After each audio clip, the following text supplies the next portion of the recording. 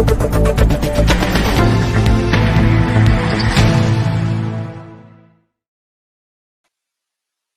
علیکم خاتون حضرات، میں ہوں اسرار احمد کسانہ۔ آج آپ کو ایک بندے کی کہانی سنانی، بڑی دلچسپ کہانی ہے، اور سب سے پہلے میں اس کی تصویر آپ کو دکھاتا ہوں۔ اب یہ دیکھیے کہ یہ تصویر ہے اس کی، اور یہ آپ غور سے دیکھ لیں۔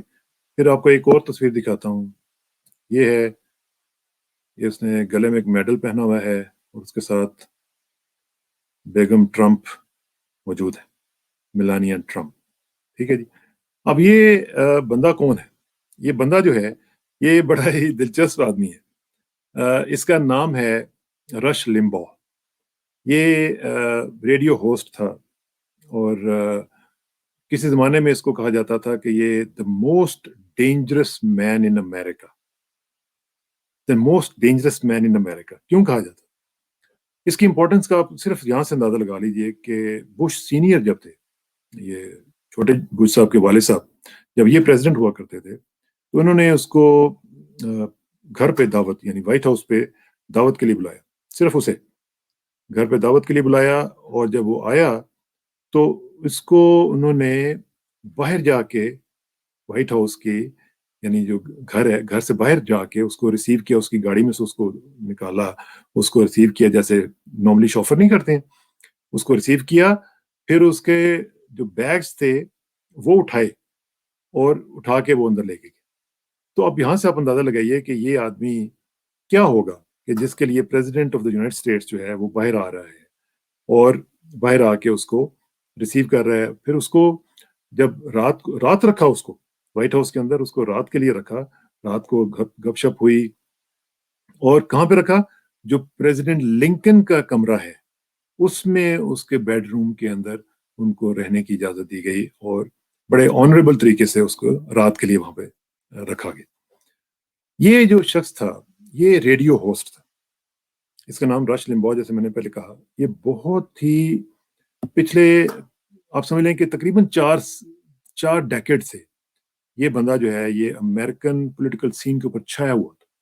مجھے اس لیے تھوڑا سا اندازہ ہے کیونکہ میں جب وہاں پہ تھا تو میں حیران اور پریشان کئی دفعہ ہو جاتا تھا کہ اس بندے کی امپورٹنس اتنی زیادہ ہے۔ مجھے کبھی تصور بھی نہیں تھا کہ کوئی ریڈیو ہوسٹ جو ہے وہ اتنا زیادہ انفلوئنشل ہو سکتا ہے، لیکن یہ تھا۔ اور سب سے بڑھ کے اس کی جو پرسنالٹی تھی اس کے بارے میں دو لفظ جو ہیں وہ کہا جا سکتے ہیں کہ وہ پروووکیٹو تھا، یعنی کسی بھی معاملے میں، کسی بھی چیز کے اندر وہ اتنا پرووک کر دیتا تھا لوگوں کو۔ اور دوسرا یہ تھا کہ پولرائزنگ تھا، وہ لوگوں کو جوڑنے والا نہیں تھا، لوگوں کو تقسیم کرنے والا تھا۔ اور اتنا آپ سمجھ لیں کہ جو ٹیلر میڈ کوئی ہوسٹ ہو سکتا ہے ریڈیو کا، وہ یہ شخص۔ امریکن پولیٹیکل رائٹ جو ہے، جو کہ دائیں بازو کی وہاں پہ جماعتیں، فار ایگزامپل ریپبلکن ہیں یا دوسرے جو لوگ ہیں، ان کا یہ سب سے بڑا ایڈوکیٹ تھا۔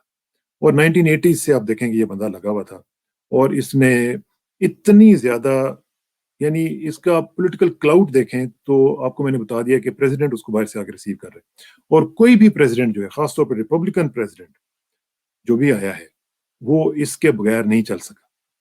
تو ابھی حال ہی میں یہ ہوا، پچھلے ہفتے اس کو لنگ کینسر کی وجہ سے اس کی جان چلی گئی، تو ان کا انتقال ہو گیا۔ اور اس کا انتقال کی خبر جو ہے وہ اس کی ویب سائٹ کے اوپر آئی، اور اس طرح کر کے میں جب وہاں پہ تھا، میں آپ کو یہ بتانا چاہتا ہوں، میں جب وہاں پہ تھا میں نے یہ دیکھا اس کو کہ کیا وجہ ہے کہ اتنا زیادہ افیکٹو آدمی، اتنا زیادہ جس کی آپ سے ہر جگہ پہ سے ہے، تو اس کی وجہ کیا تھی؟ میں ڈھونڈتا رہا، میں نے اس کو کئی دفعہ میں نے اس کو پروب بھی کیا، کئی دفعہ مختلف ایسے لوگوں سے بات ہوئی جو لوگ اس کے ساتھ تھے، تو سب لوگ وہ کہتے تھے کہ ایک ایکسٹرا آرڈنری انڈیویجول ہے۔ اور آپ کو یہ بھی یاد ہوگا کہ جب پچھلے فروری میں 2020 میں یہ ان کو جب ڈائگنوز ہوا تھا لنگ کینسر، تو اس کے ود ان اے ڈے آپ اندازہ لگائیں کہ ٹرمپ نے اس کو وائٹ ہاؤس بلا کے، جو میں نے آپ کو تصویر دکھائی تھی، ٹرمپ نے وائٹ ہاؤس میں بلا کے اس کو پریزیڈینشل میڈل آف فریڈم دیا، جو کہ بہت بڑا ایوارڈ ہے امریکہ کے اندر۔ اور مجھے یاد ہے کہ جب اس کو دیا یہ ایوارڈ تو وہ رونے لگ گیا، اس کو یقین نہیں آ رہا تھا، کیونکہ اس کے لیے سرپرائز تھا۔ تو اس نے کہا کہ یہ اس طرح کا سرپرائز میں نے کبھی بھی نہیں سوچا تھا۔ تو اور بیسیکلی ظاہر ہے ہی واز جینولی سرپرائز. یہ نہیں تھا کہ کوئی میک اپ کر رہا تھا, لیکن بہت زیادہ سرپرائز تھا.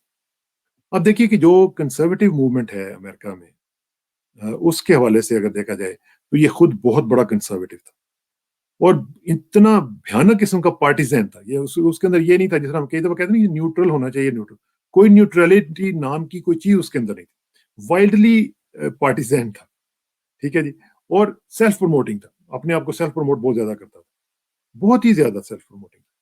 اور اس نے بیسیکلی جو پوری کی پوری جو رائٹ کی موومنٹ ہے اس کو گیلونائز کر دیا. اس کو 30 سال تک ایسے سمجھیں کہ آبیاری کی اس کی, اور لوگوں کو بتاتا رہا کہ میں جدھر ہوں میں وہیں پہ ہوں.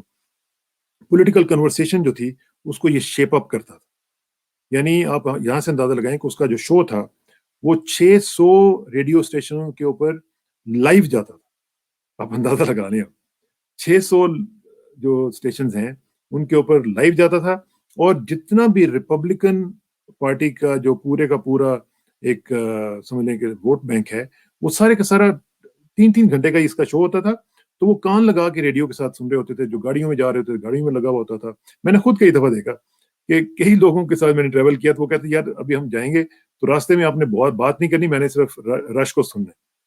تو اس طرح کی چیزیں جو ہیں جو ہم وہاں پہ دیکھتے تھے تو ہم حیران ہوتے تھے.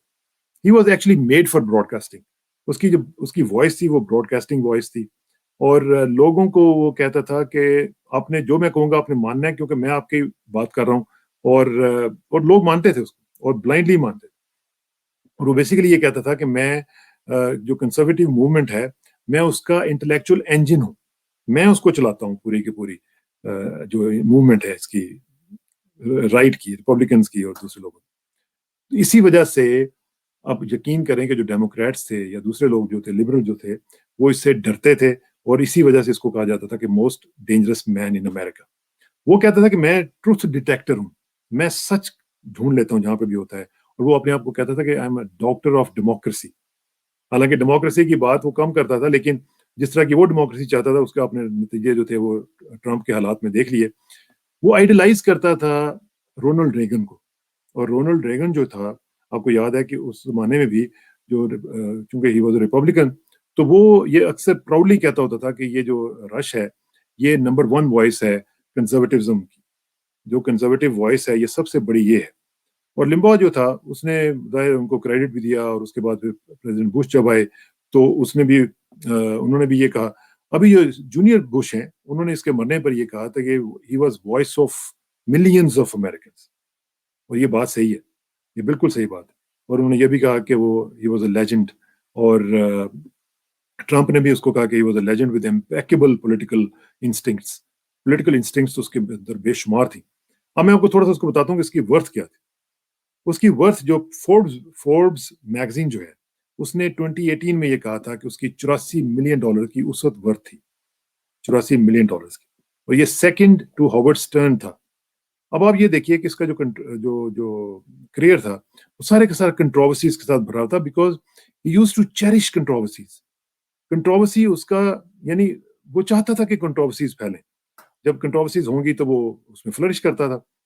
اب یہاں سے اندازہ لگائیں کہ میں ابھی وہیں پہ تھا 2003 کی شاید یہ بات ہے کہ اس کو انہوں نے پکڑ لیا, اور یہ پینس کلر کھاتا تھا. اور اپنی یعنی کچھ لوگوں کو عادت ہوتی ہے نا کہ اپنے آپ کو وہ ٹرانس میں رکھنے کے لیے کچھ چیزیں اس طرح کی کھاتے ہیں یا نشہ کرتے ہیں. تو اس کے اوپر یہ اریسٹ ہو گیا تھا 2006 میں. اس کے اوپر ڈرگ چارجز لگے تھے, لیکن اس نے پھر ڈیل کر کے اس میں سے نکل آیا تھا, اور اس نے $30,000 کا جرمانہ بھرا تھا, اور اس نے کہا تھا کہ جو انویسٹیگیشن پہ خرچہ آیا وہ میں دے دوں. لیکن آہستہ آہستہ دیکھیں کہ اس کا یہ ہوا کہ یہ پین کلرز کھا کھا کے اتنے زیادہ وہ نشے میں رہتا تھا کہ اس کی جو سماعت ہے, قوت سماعت ہے, وہ ختم ہو گئی تھی, بہت زیادہ متاثر ہو چکی ہوئی تھی. اور یہ وجہ ہے کہ یہ ہر وقت وہ ایک آلہ لگا کے رکھتا تھا.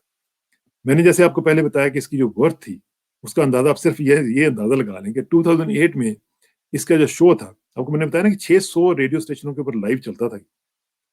2008 میں رش لمبا کا جو شو تھا, جس کا نام ہی رش لمبا شو تھا, اس کا کانٹریکٹ جو تھا وہ ہوا $400 ملین کا.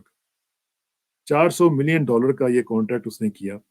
اور پھر 2016 میں پھر اگلے 4 سال کے لیے اس نے یہ رینیو کروایا, اور اس طرح کر کے وہ چلتا. اس کو لوگ جو تھے وہ بہت زیادہ تنگ بھی کرتے تھے، ناٹسی بھی کہتے تھے کہ تم اینٹی امریکن ہو، تم یہ ہو اور وہ ہو، لیکن وہ ظاہر ہے وہ اپنی اس کی ایک تھنکنگ تھی، وہ اس کو لے کے چلتا تھا. لیکن ایک انتہائی افیکٹو آدمی براڈ کاسٹ جرنلزم کا، اور میں یہ بات آپ کو اس لیے صرف بتا رہا ہوں کہ ریڈیو کے اندر بھی کوئی اتنا اسٹرانگ میڈیم کسی کو اگر ملے تو وہ کیا سے کیا کر سکتا ہے، آپ وہ اس کی لائف سے آپ کو اندازہ ہوتا ہے. اور میں کبھی بھی میں صرف اس کی وجہ سے سمجھتا تھا کہ ریڈیو بہت زیادہ افیکٹو میڈیم ہے. لیکن باقی لوگ اکثر میری جب ڈسکشن ہوتی تھی لوگ یہ کہتے تھے کہ نہیں ریڈیو اتنا افیکٹو نہیں ہے، لیکن میں ہمیشہ یہ کہتا تھا کہ اگر رش لمبا جو ہے وہ پوری دنیا میں خاص طور پہ امریکہ میں ایک بہت بڑا پولیٹیکل فیکٹر کے طور پر آ سکتا ہے تو radio is still very effective medium. So I love radio. بہت بہت شکریہ.